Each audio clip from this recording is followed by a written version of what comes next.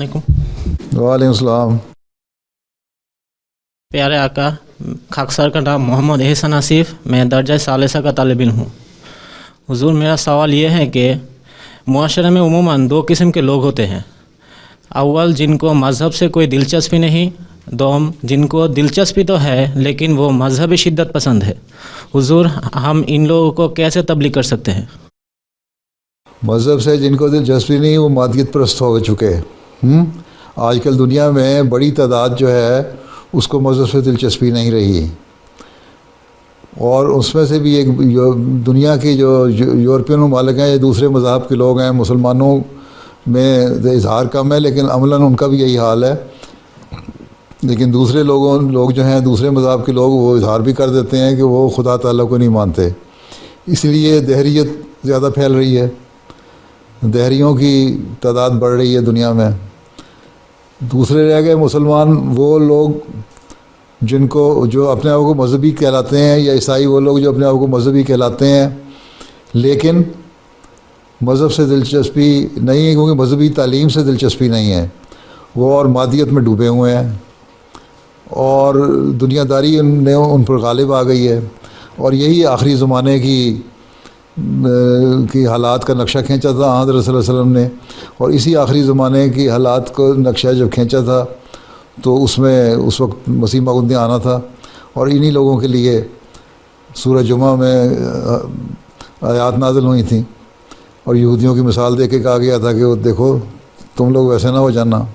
और आखिरी जो 3 आयात हैं सूरह जुमा की, आखिरी रकू की जो 3 आयात हैं, उसमें यही बनाया कि छोड़ देते हैं, दुनियादारी में पड़े हुए हैं और नमाज़ें और इबादतें छोड़ के बैठे हुए हैं। फिर ये तो पहली किस्म के लोगों की 2 किस्में हो गई, और तीसरी किस्म ये है जो शिद्दत पसंद हो गए। अब शिद्दत पसंदी भी जो थी हज़रत मसीह मौऊद अलैहिस्सलाम की आमद से पहले, तो मुसलमान इस्लाम को भूल चुके थे। इसलिए ईसाइयों ने यहाँ आके पाकिस्तान की जो सब कॉन्टिनेंट है, बांग्लादेश, हिंदुस्तान और पाकिस्तान, इसमें तबलीग की और 30 लाख मुसलमानों को ईसाई बना लिया।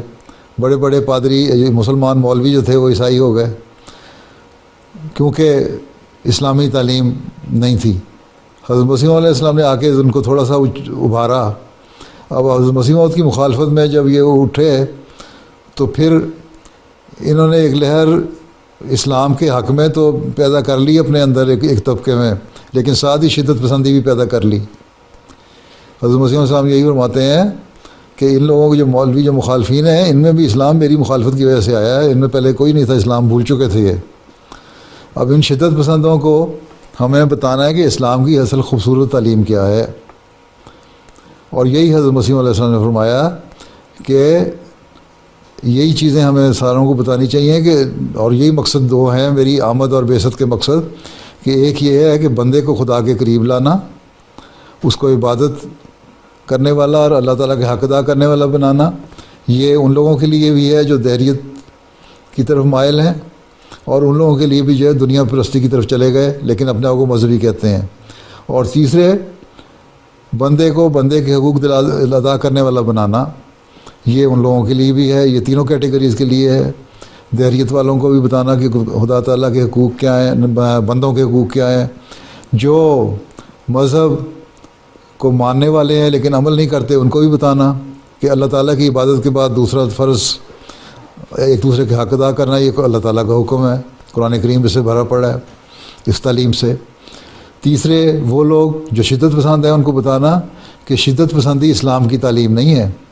हज़रत सल्लल्लाहु अलैहि वसल्लम की ज़िंदगी तो लोगों पे एहसान करते हुए गुजर गई सारी। हज़रत सल्लल्लाहु अलैहि वसल्लम को तो कुरान करीम ने अल्लाह ताला ने रहमतुल लिल आलमीन फरमाया। जब रहमतुल लिल आलमीन है तो तुम लोग तो लोगों के लिए ज़हमत बन रहे हो। कोई एक वाक़या बयान कर दो जहाँ हज़रत सल्लल्लाहु अलैहि वसल्लम ने ख़ुद इनिशिएटिव लेके लोगों पर कोई जंगें ठोसी हों, कहीं भी नहीं आया।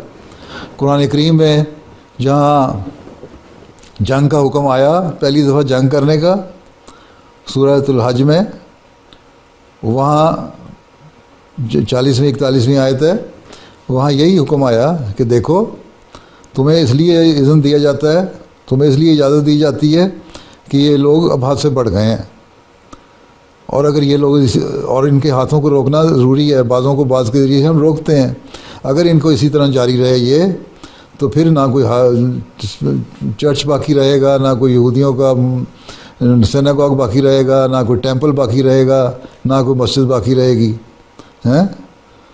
تو اللہ تعالیٰ نے تو قرآن کریم میں یہ حکم جب جنگ کا دیا تو مذہب کی حفاظت کے لیے دیا۔ شدت پسندوں کو کہو کہ تم نے کہاں سے یہ تعلیم لے لی؟ اللہ تعالیٰ تو کہتا ہے کہ مذہب کی حفاظت کرو، دوسرے مذہبوں کی بھی حفاظت کرو، کیونکہ اللہ تعالیٰ نے تو واضح فرما دیا کہ پھر تو جو مذہب کے مخالف قوم لوگ جو ہیں اور مذہب کو ختم کرنا چاہتے ہیں اور تم پہ حملہ کرتے ہیں، تب ان سے جنگ کرو۔ یہ نہیں ہے کہ تم اپنے انٹرسٹ کے لیے یہودیوں پہ حملہ کر دو یا عیسائیوں پہ حملہ کر دو یا بدھسٹ پہ حملہ کر دو یا ہندوؤں پہ حملہ کر دو اور ان کو مارنا شروع کر دو بلا وجہ۔ یہ شدت پسندی جو ہے اسلام اس کے مخالفت کرتا ہے اور اس کی تعلیم نہیں دیتا۔ حضرت صلی اللہ علیہ وسلم کی ہمیں زندگی اس پر گواہ ہے کہ آپ نے کوئی ایسی بات نہیں کی اور ہمیشہ لوگوں کو معاف فرمایا، اور آپ کی معافی کا ہی ہم نظارہ دیکھتے ہیں فتح مکہ کے بعد بھی۔ لا تثریب علیکم اليوم کہا ان لوگوں کو کہا جنہوں نے بے شمار ظلم کیے تھے ہیں۔ تو ہمیں اس چیز کو لوگوں کو بتانا ہوگا، ان شدت پسندوں کو، کہ تم لوگ کس غلط کام میں پڑ گئے ہو۔ حضرت صلی اللہ علیہ وسلم کی تو تعلیم نہیں تھی، بعض شدت پسند نہیں سننا چاہتے، لیکن اس کے لیے ایک لمبا وقفہ چاہیے، تعلقات چاہیے، اپنے ذاتی تعلقات ان سے بنائیں، ان کے پاس بیٹھیں، ان کو قائل کریں، پھر یہ سنیں گے۔ تو قرآن کریم سارا اس بارے میں بڑا پڑا ہے۔ حضرت صلی اللہ علیہ وسلم کی سنت، آپ کا اسوہ، آپ کا اٹھنا بیٹھنا، آپ کی زندگی کا ہر لمحہ اس بات کا گواہ ہے کہ آپ نے پیار، امن، محبت اور شانتی کی تعلیم دی ہے۔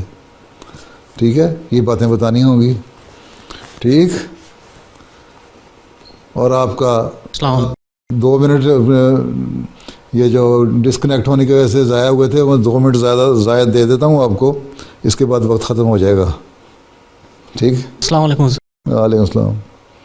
ہاں، اب کون ہے؟